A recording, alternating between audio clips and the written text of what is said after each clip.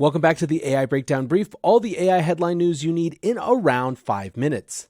We kick off the day with a story that harkens back to something that was announced a few months ago but has not materialized.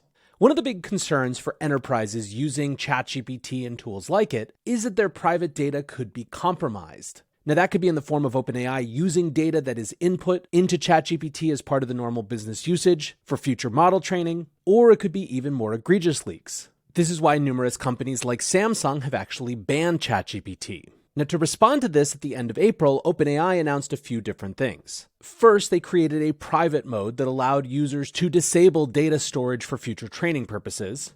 In other words, if you turned it off, OpenAI was saying that your chats would not be used to train future versions of the LLM. And as part of that same announcement, they also said, we are working on a new ChatGPT business subscription for professionals who need more control over their data, as well as enterprises seeking to manage their end users. ChatGPT Business will follow our API's data usage policies, which means that end users' data won't be used to train our models by default. We plan to make ChatGPT Business available in the coming months. Well, that was in April, and we haven't seen anything else about ChatGPT Business since then. However, mspoweruser.com just noticed that Azure is allowing ChatGPT within their enterprise network. The article reads, Microsoft uploaded Azure ChatGPT on GitHub and it's open source with private Azure hosting. If your company already uses Azure, then adding ChatGPT to it should not be very complicated. Now, the interesting thing is that when you click on the link, it appears not to be there, although a version is available on the Wayback Machine from just yesterday. The GitHub page reads, Unleash the power of Azure OpenAI. ChatGPT has grown explosively in popularity, as we all know. Business users around the globe often tap into the public service to work more productively or act as a creative assistant. However, ChatGPT risks exposing confidential intellectual property. One option is to block corporate access to ChatGPT, but people always find workarounds. This also limits the powerful capabilities of ChatGPT and reduces employee productivity and their work experience. ChatGPT on Azure Solution Accelerator is our enterprise option. This solution provides similar user experience to ChatGPT, but offered as your private ChatGPT. Now, one part of the conversation is around the strange relationship between OpenAI and Microsoft, where Microsoft is obviously OpenAI's biggest investor, but at the same time, the two tend to have competing solutions in certain areas. Is Azure's version of ChatGPT one of those frenemy-style competitions? Or was this actually pushed to GitHub in error? Is this a future product that wasn't ready for release that was pushed live anyways? Feels to me like there are a lot of questions, and it'll be interesting to see how the story plays out. Now, one possibility for why OpenAI has not pushed their ChatGPT business version yet might be the shortage of GPUs.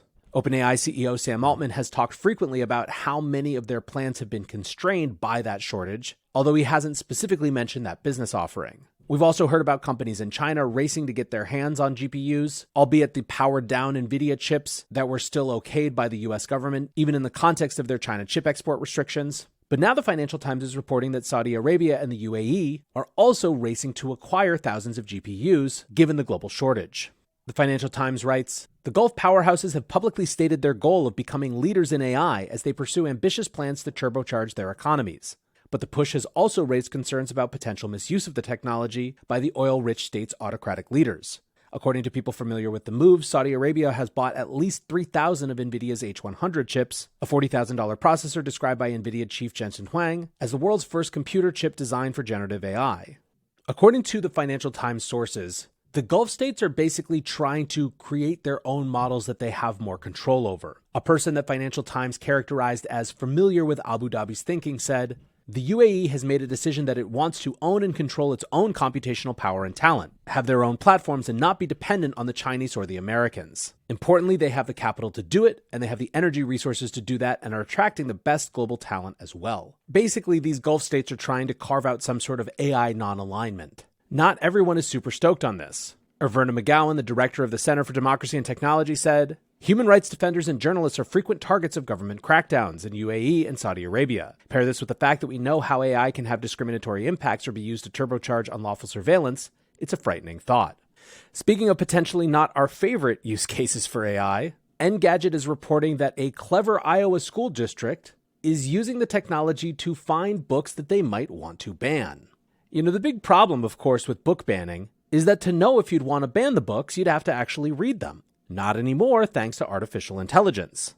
Engadget writes, the Mason City School District is bringing in AI to parse suspect text for banned ideas and descriptions since there are simply too many titles for human reviewers to cover on their own. Per the district, a master list is first cobbled together from several sources based on whether there were previous complaints of sexual content. Books from that list are then scanned by AI software, which tells the state censors whether or not there actually is a depiction of sex in the book. Now, it is probably too deep and political to get into a discussion of the rise of literary censorship in the United States. However, it is a great reminder, as always, that technologies are tools and they're going to be used by everyone for whatever purposes they already have.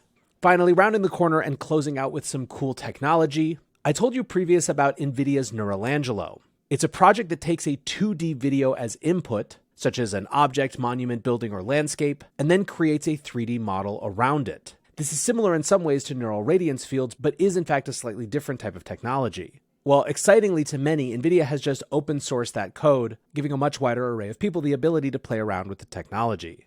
Lastly today, if you were wondering if maybe the news cycle has ebbed just a bit when it comes to AI, let me leave you with an announcement of an announcement.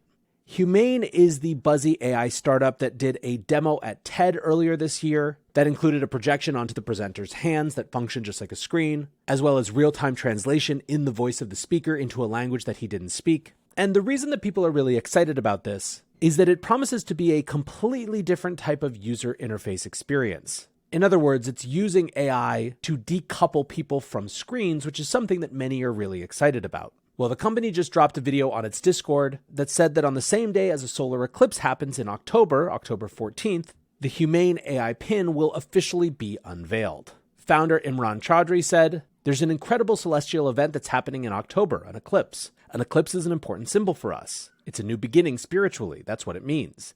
It's something that the whole world notices and comes together. We are certainly looking forward to be able to have a special moment on that day." So if you are as well excited about this human AI pin, October 14th, put it on your calendar, and we'll see you back here to cover whatever it is. Thanks as always for listening or watching, and I'll be back soon with the main AI breakdown.